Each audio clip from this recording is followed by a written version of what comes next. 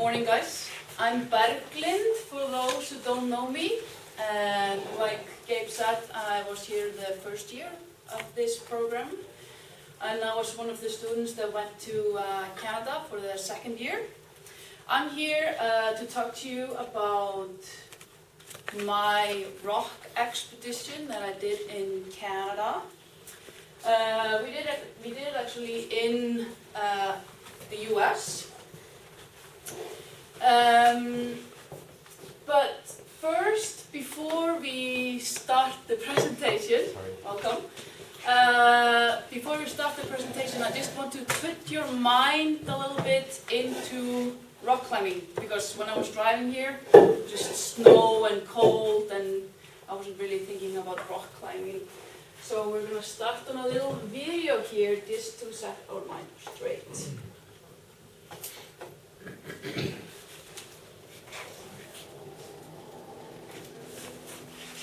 In the golden state of California, about 200 miles east of San Francisco, lies one of the great scenic wonders of the world, Yosemite National Park. We were living on the fringes of society. Hardcore, but really devoted climbers trying to raise the standards, push themselves. We have a purpose. Only through climbing can you find yourself. Bullshit like that.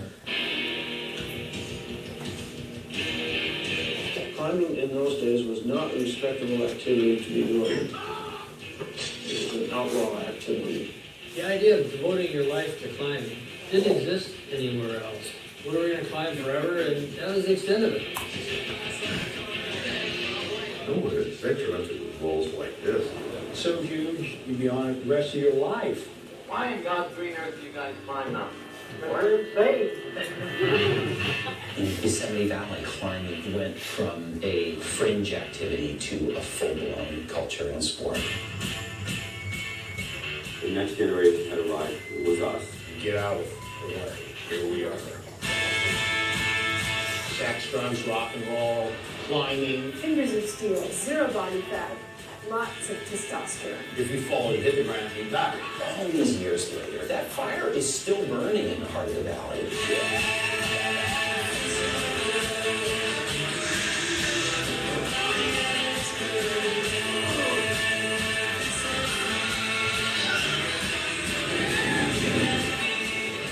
Pushing the limits and pissing off the status quo.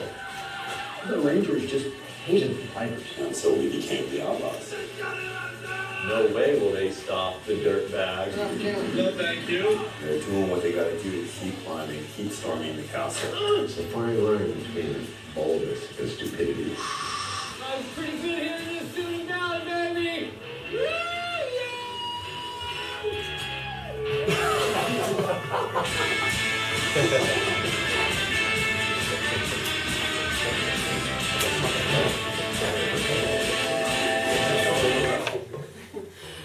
Recommend to watch this video actually, or this movie, it's really good.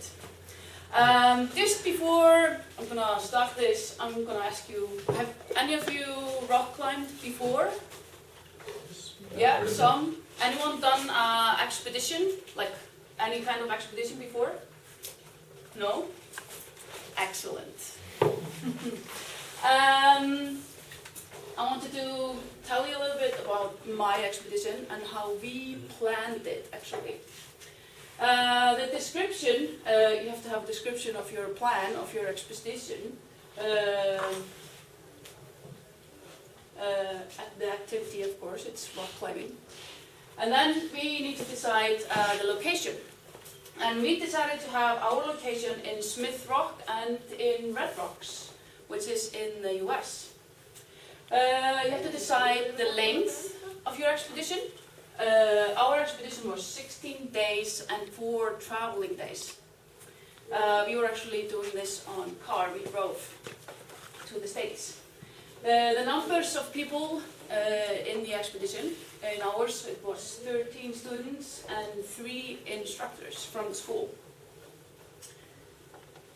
And before you go on an expedition, you have to have some kind of a plan. So making an expedition plan is a good start.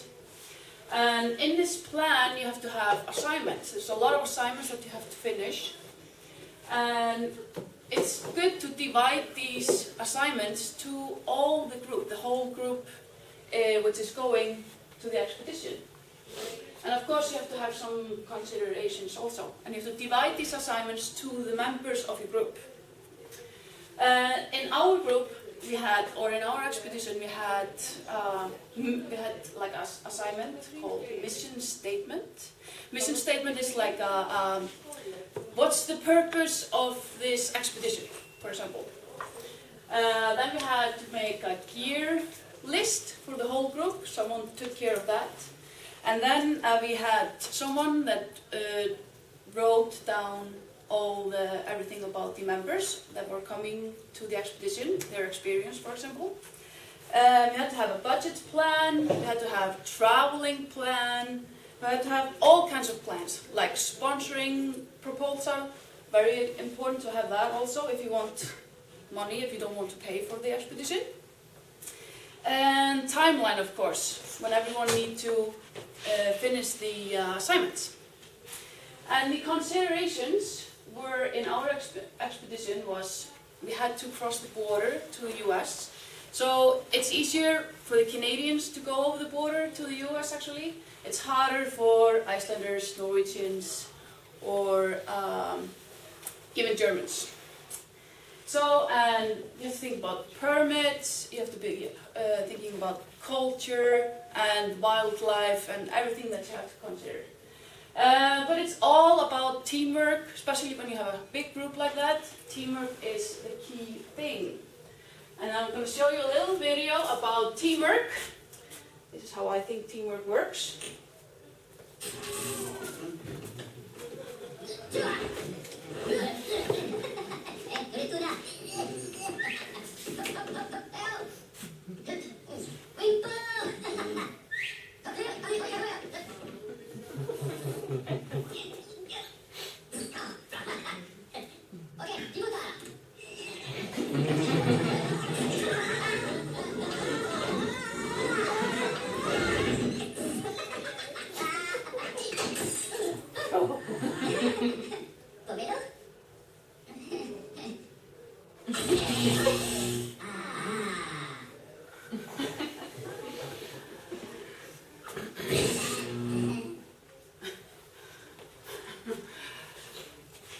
That's how I think teamwork works.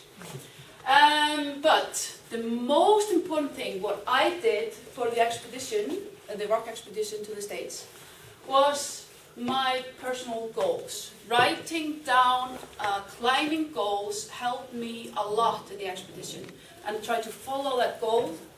I think that was actually the most important thing that I did. So just have that in mind when you write down your expedition. Pre-planning your route is also a very important point. And looking into guidebooks, ask people, especially when you're going into new areas, you're climbing new rock. So it's important to know all these things. And do your research. Ask your instructors, ask friends that have been there before, or people or other climbers around.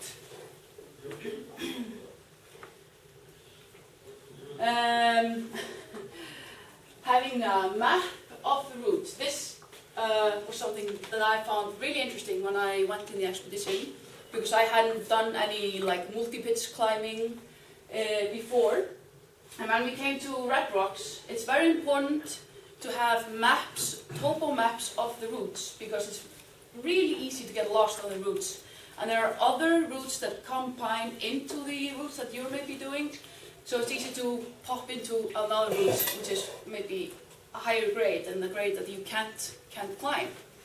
So having a topo map, like this guy has, or just on your phone, maybe take a picture of the map. It's very important.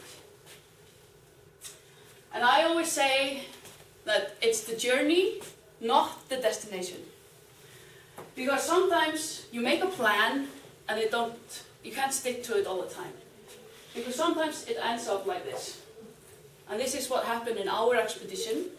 Our bus broke down in the middle of nowhere in a desert in the US, and there was no cell phone coverage, there were no cars going around there.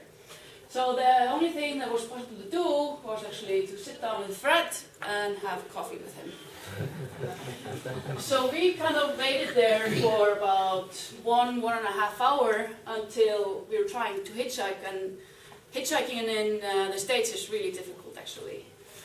So no one stopped until some federal car came and called the sheriff in the next town, and they asked them to come and help us.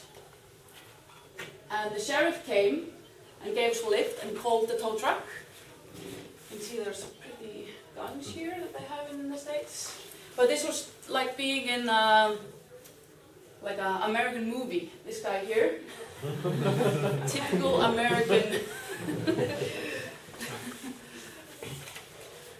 But enough about that. A little bit more about the areas that we went to. Smith Rock.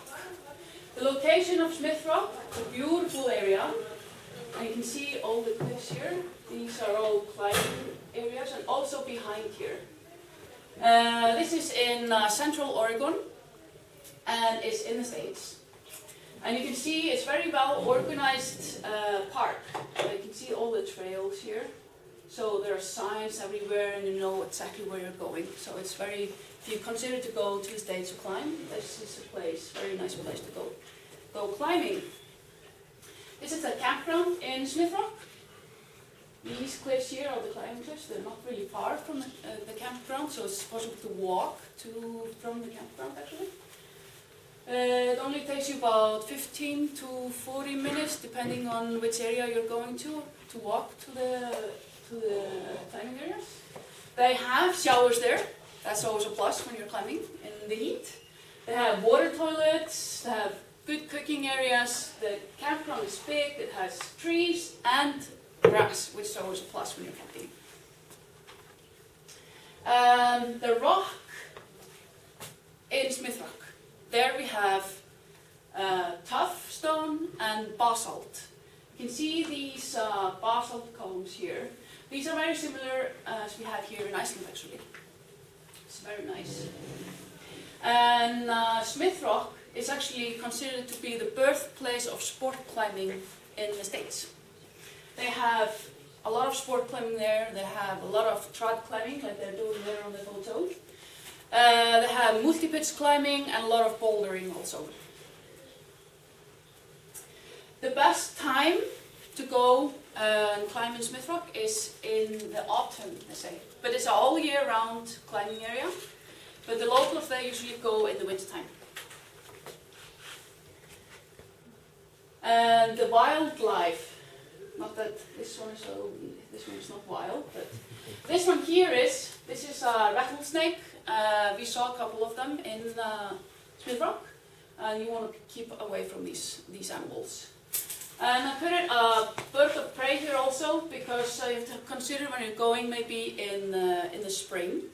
Then they close sometimes some of the routes because they're nesting, these birds, and they're protected there. Alright, the other destination that we went to, Red Rocks. Red Rocks is actually one of my favorite places. The location is, it's in the middle of the desert. It's in Nevada, in the States, and it's next to a big city called Las Vegas. It's a nice city actually. The best time to go is fall and spring, because in the summertime it's way too hot to go there. The wildlife, I mean, it's in the desert and everything bites or stings in the desert, so just be careful if you go there.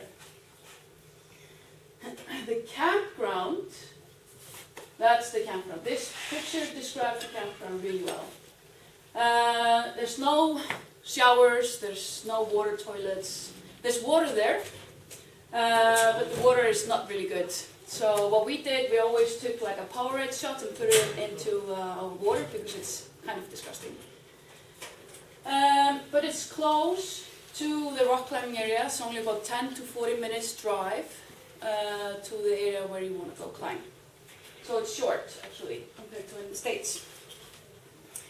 But it's mostly just dirt and sand, and scorpions want to go into your sleeping bag every night.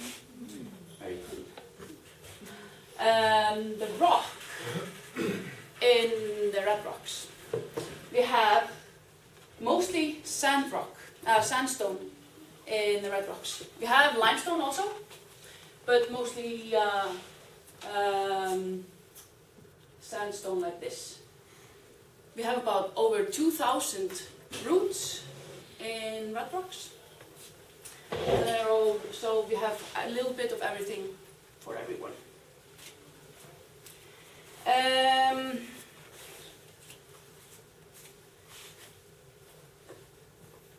The trails. Yes, the trails. We got lost a lot in the red rocks. Even though it looks really easy to walk around over there, it's really complicated actually. So you have to do your research before you go climb. For example, because there's a lot of trails there and nothing is marked. There's no signs or anything. You just have to find your way to your climb. And sometimes people don't even find it. They look for hours and they don't find it. So be prepared. This is, we were sitting there because it was starting to rain here in the gorge. Here in the cliffs, it was starting to rain. We were just tracking in this picture.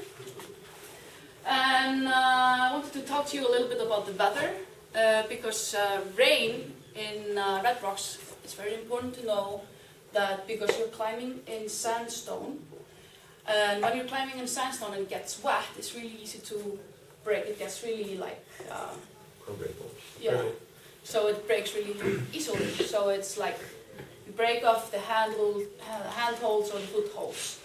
So you have to wait at least 24 hours after rain to climb it, because also it's dangerous to climb because it's easy to pull out gear if you fall.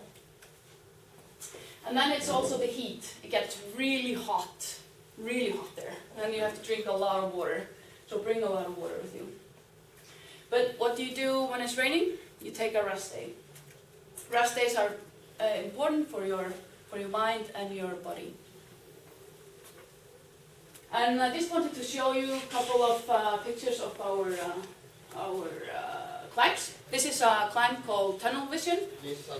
Here we are actually, here's Eyþór, and here's a friend of ours called Jonas. He's from Germany, very interesting guy.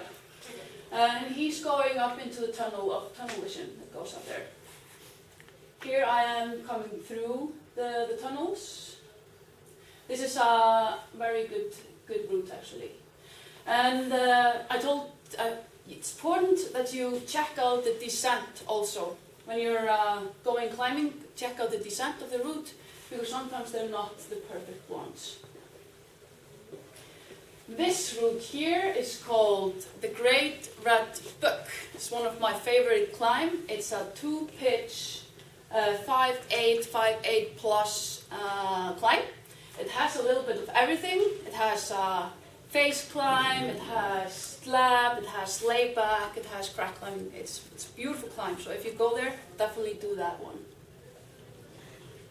And here's another picture of that climb also.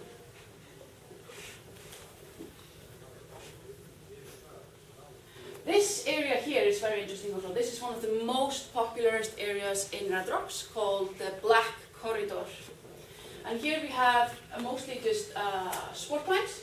And you can see this guy here, and this climbs all over the walls here. Usually this area is full of people.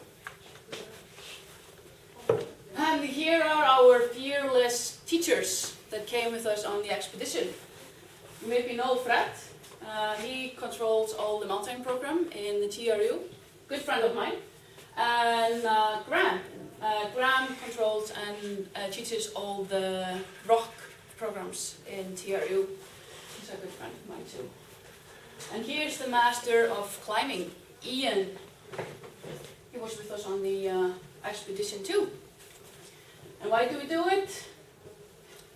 Because it's fun. So if you have any questions about rock expedition or planning a rock expedition, then you're welcome to ask me or Eyþór. Now. Now. This your second year? Yeah, that's the second year. Because Expedition 1 isn't taught here in Iceland, and Eitor will go into that in his lecture. But this is done actually in that first year in Canada, but we don't have it here in Iceland, so we have to do it in Canada. It was definitely worth it. But if you don't have any more questions, I just wanted to thank you for being so good students and listening to me. Okay, wait, I've got some questions. Well, first of all, thank you, because this is refreshing. You know, we've been like studying Everest and the Central Gorge, so this is, it makes it more like doable. Did you guys have any like group dynamics or stuff like that during the expedition that you had to deal with? Because 13 people is quite a big group. So did you have any group dynamics come up? Yeah, I mean, we had to have meeting every night. And there we had to make a decision which route we were going with who, because of course you need two to four people to go on the same route.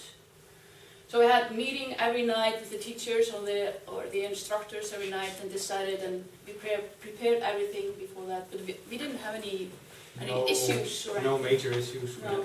We had really good instructors, and they were like, they know what they're doing. The group is also pretty established because they've been together for 1 year or 1 semester, but we had like minor breakdowns, stuff like that for some people. Nothing major. Sometimes it was hard. If you're talking about the group dynamics, I think it's just because it's an established group, it just works so well. And you're all like pretty pumped up and excited to go climbing. So everyone just want to go climb. Makes it easy. Yeah. Were you guys put into like leadership positions, and or like were there leaders in the group that came up or stuff like that? No, we just swapped roles actually. Some were leading and looking for we helped out a lot though. But some were leading that day maybe to the route, and then they just decided who wanted to lead the trats climbing. If you didn't want to lead that day, that was fine, The instructors, they kind of control also like what grade you're up to, like. So if you wanted to go to a 5-9 and they were everything. like, you can't climb a 5-9, then they put you on another climb. So they organize it pretty well.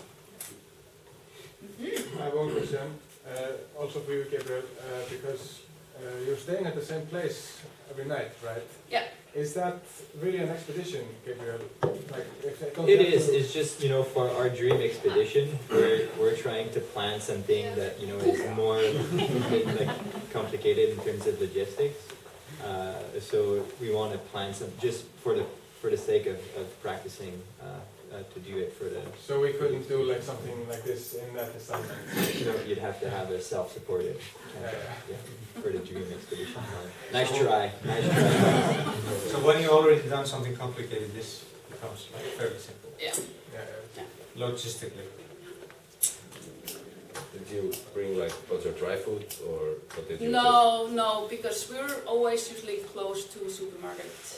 Las Vegas is just next, like you're 10 minutes, 15 minutes drive. Yeah.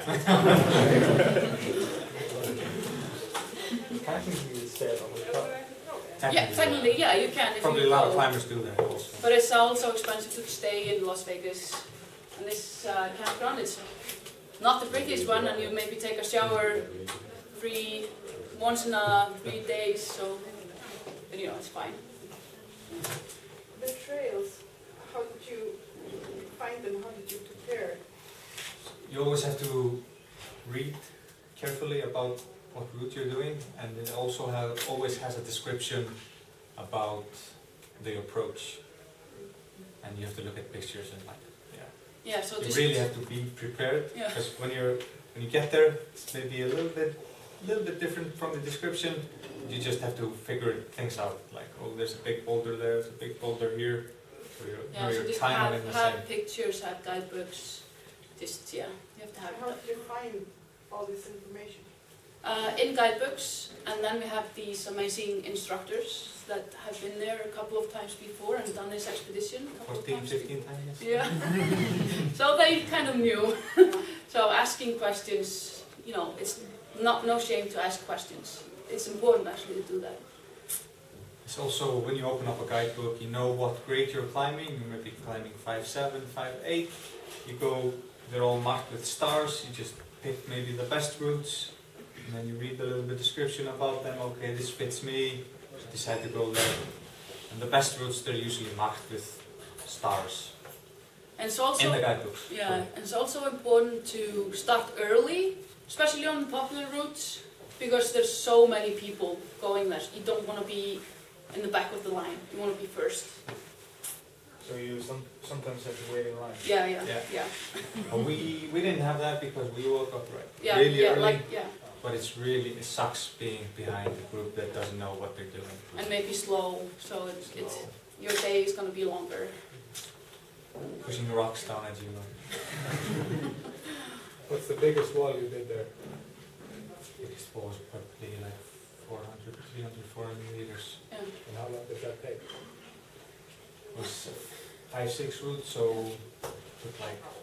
we're done. We started around 7, and we're probably done around 3. 3, 4. How many? It's maybe 5, 6 pitches. But if you're efficient, and some of the people there were really efficient with the systems and everything, then they do like 11 pitches pretty fast over the day. But you have to be really efficient and do it really well and climb fast if you want to do that. Was that your first climbing trip? Yeah, it was. Yeah, I did rock 1, and then I went to the expedition. Did you do it here, the rock one, or? No, I did it in Canada. Yeah, it was very, very good. Very good Rock there. 1? Yeah, rock 1. Because they didn't have rock 1 here before we went to Canada. So you're spending 5 hours on the same wall? Yeah. 8 hours? 8 hours. Well, that's with the approach and getting back to the car also. So and the descent. Sometimes descents take 2 hours, 3 hours. Depending on if you walk off or Yeah, you walk have to off or rappel off.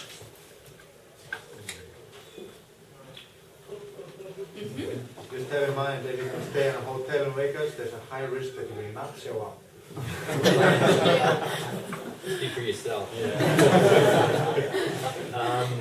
So what about, can you tell us a little bit about the planning process, you know, like the plan, you know, something like that with 13 people?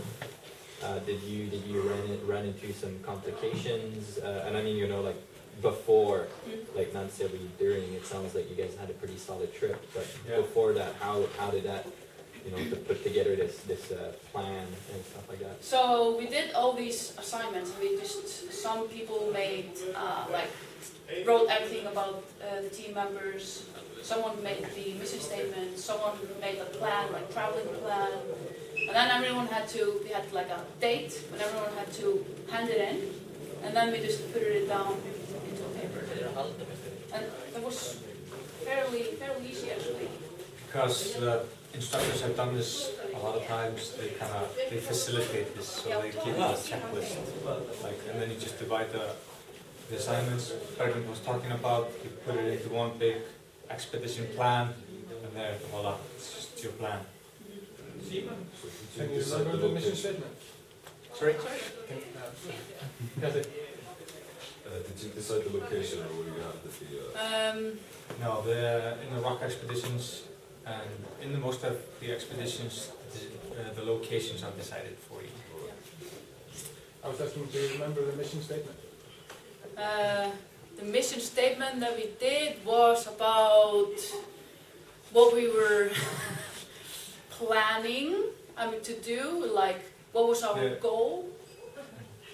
You're talking about just the mission statement. Just roughly, like, roughly. You know, it's supposed to be like 1 or 2 sentences, right? Yeah, it was like 4 sentences that we wrote, and then just a couple of points that we wanted to do in the expedition and what it was all about.